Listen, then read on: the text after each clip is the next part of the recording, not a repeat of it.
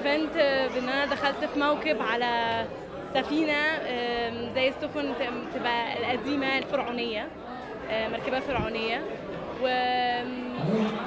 وبدات سلمت المفتاح، وبعدين فضلنا بنمشي على المركبه بحصان بيتجر، وقدامي الموكب بتاعي بالجنود، وصراحه كان احساس عظيم يعني. تجهيزات العرض اصلا عموما بقى لنا اكتر من 3 شهور بنشتغل على العرض دوت. كان اختيار صعب جدا ل 50 شخص ان يشتغلوا معايا، ازاي يطلعوا كده وازاي يعملوا الحاجات دي كلها.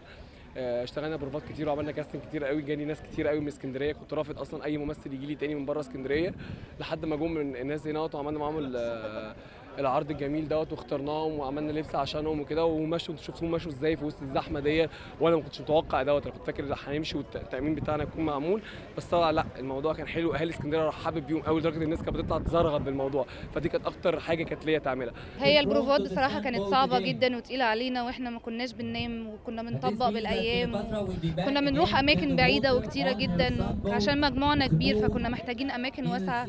كنت حاسه ان انا مفتخره جدا ان انا بمثل مصر في تنشيط السياحه، وان انا من جنود بتوع الملكه وكده كليوباترا بس. فكنا مبسوطين جدا واحنا ماشيين وسط الناس وفي الاحتفال ده والكرنفال ده.